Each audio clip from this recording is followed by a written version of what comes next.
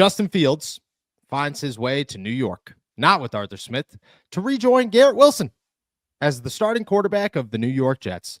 And Russell Wilson goes right across the bridge, other side of New Jersey. He goes to the New York Giants, which, go ahead, man. You want to go to the Giants? Anybody could go to the Giants. You want to go to the Jets? Anybody could go to the Jets. That being said, does Justin Fields even consider New York if Arthur Smith isn't there? If Aaron Glenn goes to New York to be a defensive-minded head coach for the Jets, yeah, I get it. It's Garrett Wilson. Let's say numbers are pretty identical across the board. Justin Fields isn't getting a massive offer from anybody. I mean, is that even a realistic possibility right now? I mean, probably a little bit, but is it one that you would expect? Not one that I would expect, because he did make it a pretty adamant point that he has learned new offenses 3 out of the last 4 years, and he'd like to not have to do it again. But if all things are considered equal, then I wouldn't expect him to go. But if the Jets are promising all these things, hey, you're going to be our starter, hey, we're going to give you this contract, which is higher than other teams are offering you right now, then yeah, I could see him going and saying, hey, I'll take the opportunity. I'll bet on myself. Do I have to learn a new offense? Yeah. Did I want to do that? No, but this opportunity is too good to pass up. I could see that potentially happening, because I think the New York Jets are in a position right now where they're saying, hey, if we get a quarterback to work, we can get to the playoffs. Now, can they get through the playoffs? That's a different discussion, especially when you're looking at the quarterbacks that are making it to the divisional round every single year. Is Justin Fields a guy that could potentially be that name? That's what an organization has to kind of weigh whenever they're looking to bring in any of these quarterbacks this summer. But do I think that it's a possibility? Yeah, I think the possibility exists that Justin Fields says, I didn't want to learn new offense, but when you're promising me the starting quarterback job and some runway here, not just hey, you get it this season, we'll see what happens, but hey, we're going to commit to you and build the offense around you with this new head coach, I could see why that would be enticing for Fields. I agree. I don't know if any team, I especially don't know if the Jets would be a team that, even if they said we're going to give you some runway here, actually give you some runway. I don't know if, because you got to take that into account, especially Justin Fields is going to learn from this endeavor. He's going to learn from his time in Pittsburgh that a lot of things will be said. A lot of things will be said differently to the media than they are to us. Not everything is going to be truth. Not everything is going to be taken with an all seriousness. You are our guy. We trust you. You can't rely on these people. It's a business. At the end of the day, the NFL is more business than it is anything else.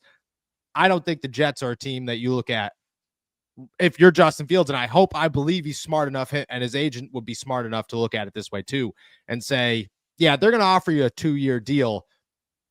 Let's not act as if that second year is guaranteed. Let's not act as if that's going to be a real thing, which I hope to tears. I want Justin to end up in Pittsburgh. I think that's the best option all around for both sides. And I think Justin's a good quarterback, and I think the Steelers could really use a good quarterback and a young quarterback. And I liked what Justin did in those 6 games. That's my hope.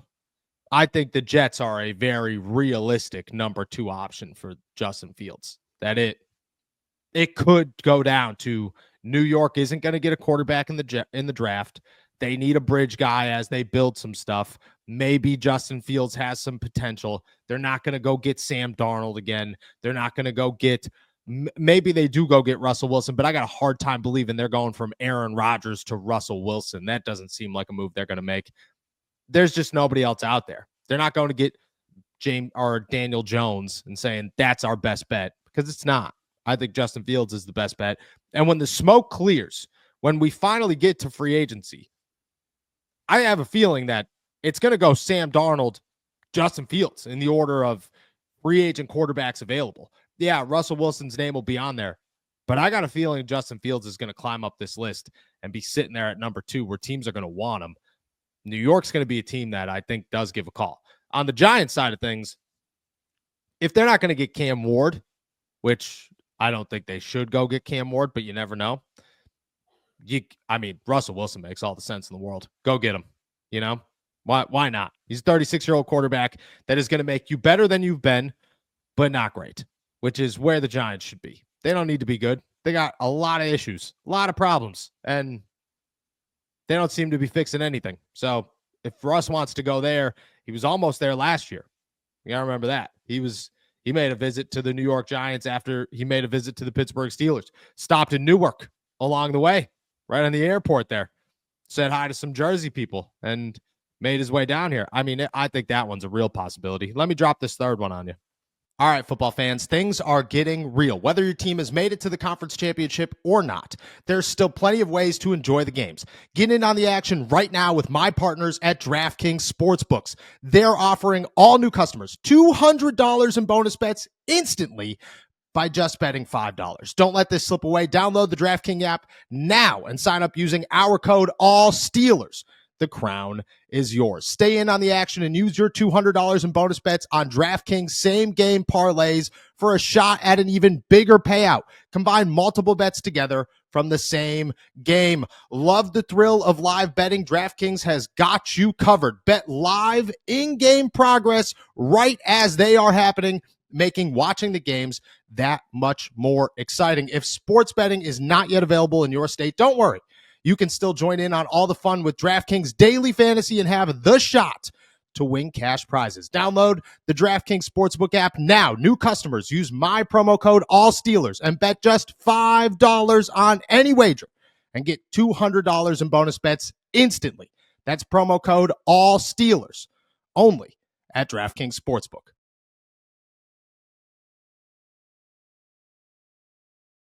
We've talked about this, laughed about this, had many jokes. I wonder if this changes your mind. And this is probably the fifth, maybe the fourth person that has brought this to the spotlight, that has given this attention and said, hey, this could happen. This could be a real thing. I believe some of them. Albert Breer talks. I'm okay. Dulac saying no, not happening.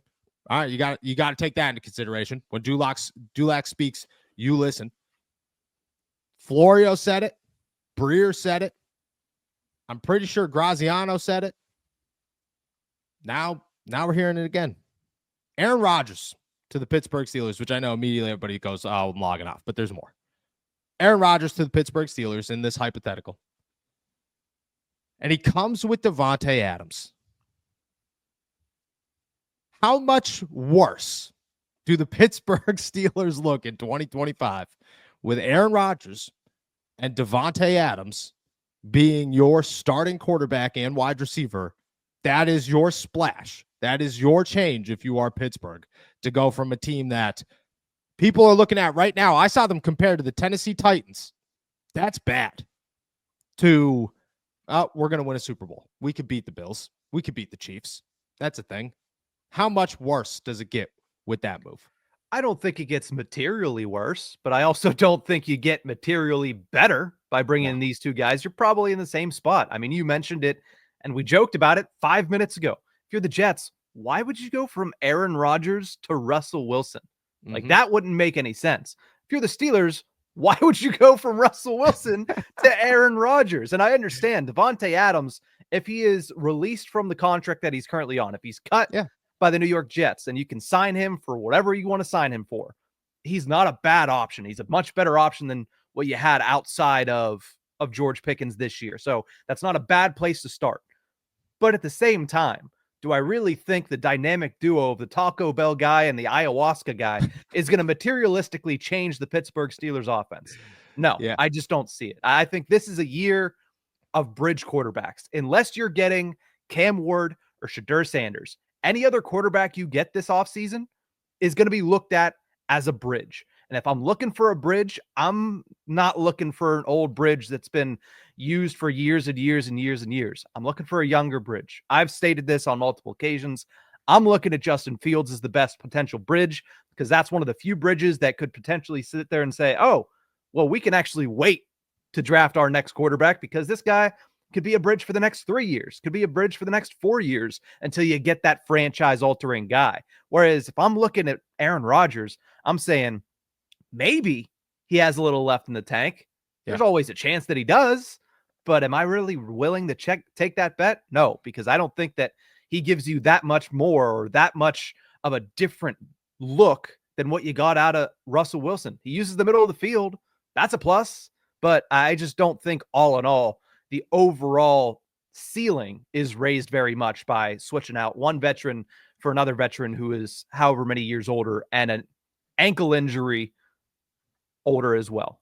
Yeah, I agree, and I got a question for you, but I'm gonna make this first. And maybe this is a hot take. I think there's decent potential.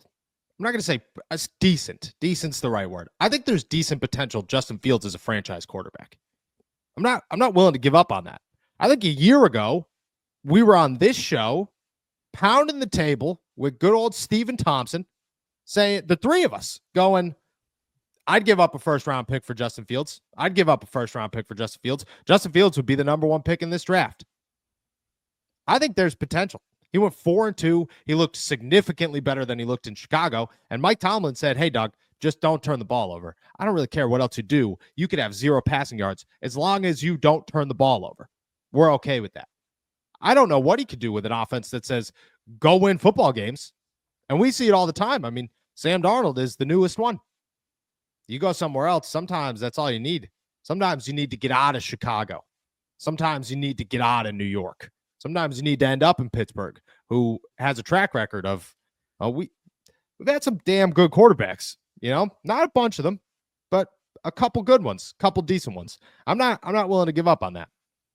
What's your second top bridge option for the Steelers? If it's not Fields, who is it? Ooh, that's tough because I think you look around the league, I think it would probably have to be a Sam Darnold, but he's not going to sign for bridge money.